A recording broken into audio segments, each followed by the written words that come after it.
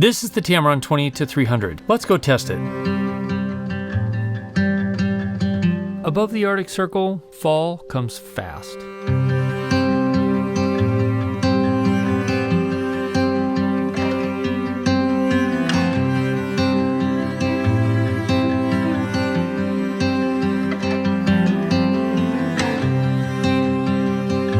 Because it's so fast, I often have to remind myself to stop and just enjoy the moment, to soak it in.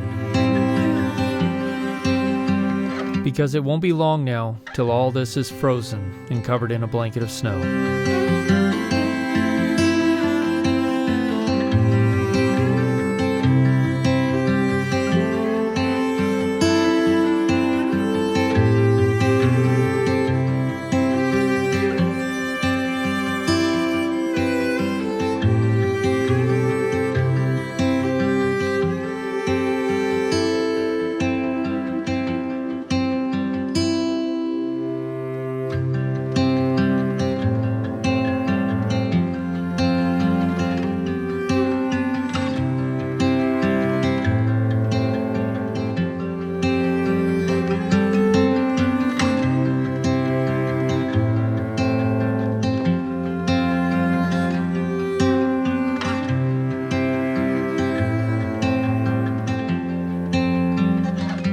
Now, full disclosure, Tamron sent this lens to me to test and review. I'm not able to keep it. They're not paying for this video, and they don't get to see this video before I launch it. The Tamron 28-300 is a lens that is supposed to be an all-in-one lens. A lens you can put on your camera, really not need anything else, and just go out, film, and take photographs of everything.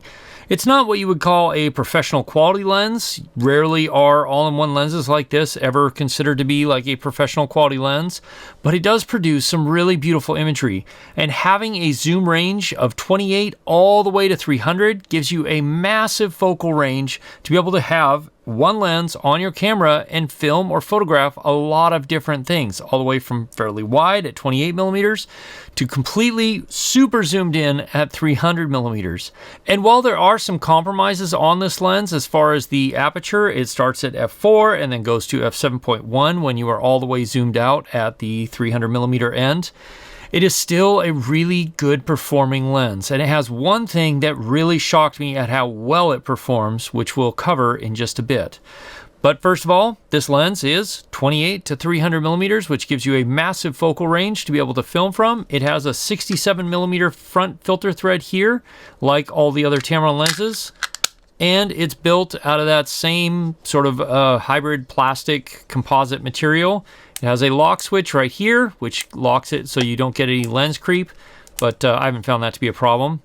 And then it has a customizable button here and a USB-C port here, which is used with Tamron's fantastic lens utility software, which allows you to customize different functions of the lens, the focus ring and buttons, things like that, or how the focus ring responds to what you want it to do, whether you want it linear or speed-based, stuff like that. And then, of course, it is 28 to 300, and it is a telescoping lens. But it's only about a quarter turn or so to be able to telescope it all the way out, so it makes it pretty easy, and it is really smooth. The focus ring is also quite smooth. It does have good weather sealing. You can see the little rubber gasket here on the back, and in all my testing, this lens has been fantastic. So how does it do when we talk about taking photos? In photo taking, this is a really great lens for a lot of different things, including wildlife, including landscapes. I mean, I've taken this out a bunch of places with me, hiking in the mountains and traveling well north of the Arctic Circle, as you've already seen, just to be able to film and test this lens. So I took this lens, my A1 or my A7S III, depending on the trip, and went out and shot basically everything with this lens. The photos turn out really nice. Like most of the other Tamron lenses that they've been putting out, they're sharp, the focus is fast and accurate, and they turn out some really nice imagery. The coloring in the images is great, the contrast is really nice. Overall, this lens is a solid performer. If you're looking for an all-in-one lens to be able to go out and do some photography where you might want to capture something from a wide angle to all the way zoomed in and be able to get some of those detail shots, it works out really well. But another characteristic that a lot of the Tamron lenses have is this insanely close focus distance, and this lens is no exception. Check out the close focus distance at 28 millimeters. this is insane. And actually, I had way more fun taking macro-like shots of stuff that I was finding running around here in the mountains, including this little insect that landed on me, because just the macro level of reproduction is so cool and so fun to play with in an all-in-one lens. So when it comes to an all-in-one lens, just to run out and shoot all kinds of different photography, 300 millimeters is great, especially if you're on a higher res body like a Sony a7 IV or A1 in my case. Then being able to crop in that extra bit gives you a lot of reach and gives you some really fantastic imagery. I really went after trying to film or to photograph birds.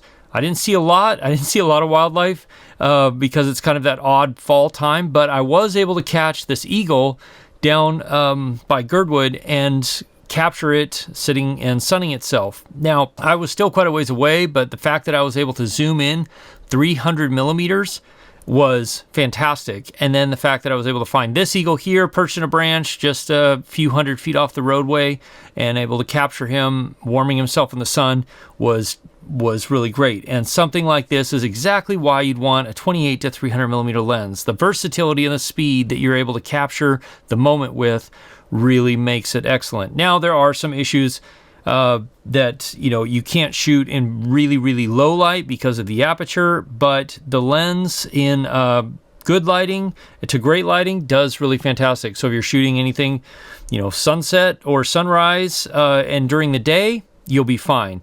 Anything at low light, you're going to want to probably add something like the 17 to 28 at f2.8 just to be able to have the low light options. But this lens, being that it goes from 28 millimeters to 300, really gives you a massive, versatile lens that you really almost never have to take off your camera unless you're going to film or photograph in low light. Hey, if you're enjoying or getting value out of this video, then consider subscribing. I do real-world testing here in Alaska to help you make good decisions when it comes to purchasing gear, and then also teach you skills and tips you need to be able to use the gear you already have to its fullest potential. How does this lens do in video mode? In my experience using this in video mode, the lens can produce some really fantastic imagery. It does a really good job. The focus, like I said, in photo mode and in video mode is extremely quick and extremely accurate. You can slow it down too and get a nice focus rack if you want to, and it's able to capture some fantastic imagery. And if you are in a place where you're not going to want to switch your lenses out on your camera very often, either because you're having to move quickly from location to location or you're just wanting to capture the moment, you don't really care about anything else, then this is an excellent option for you. This moose and her baby were like hundreds of feet away, maybe almost as much as a quarter mile away, so 1,000 feet away. And having a 300 millimeter lens on an A7S III enabled me to actually capture something usable and get a good shot of the moose and her baby out in this lake. But also, when it came to bird photography, using the A7S III, I was able to capture this shot of the eagle. Now, fortunately, I have enough experience to know that you can film birds a lot and miss a lot because they're quick.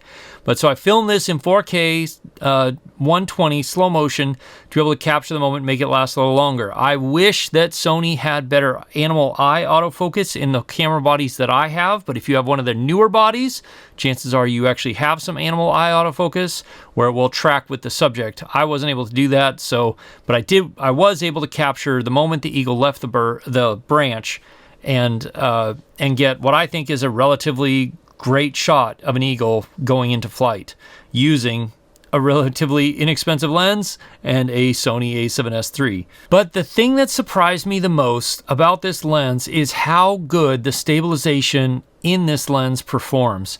I shot pretty much everything you've seen in this video handheld because it was just running gun, filming whatever I found.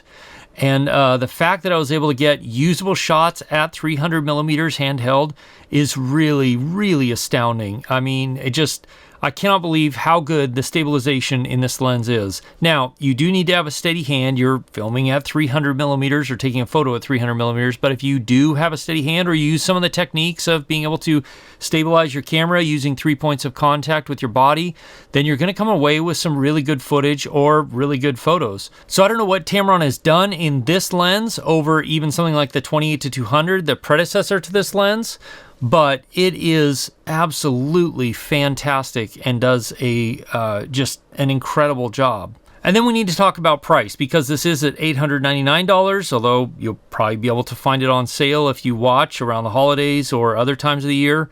And I think that for $899, basically a one and done lens you put on your camera, and that's the only lens you need to run around with. It gives you a massive focal range to be able to go film or photograph landscapes, wildlife, family events, sports, stuff like that. This lens is really, really excellent. For me, I enjoyed shooting with this lens way more than I thought I would, just because I was able to compose the shots I wanted to compose and get some of that longer lens look where the background, the foreground are all kind of squished together, compressed together. And I love shooting stuff like that. And also to be able to get some of the wildlife that I was able to shoot. I can't do that with a wider angle lens. It has to be a pretty telephoto lens, and having it all built into one made it possible for me to stop, jump out of the car, capture those shots, and then move on. Next, you're going to watch this video right here, which goes through almost all the Tamron lenses on the market right now. I'll see you over there. As always, if you have questions, ask me in the comments below, or join my live stream, which happens most Wednesday nights at 4 p.m. Alaska time, 8 p.m. Eastern. We can have more of a conversation.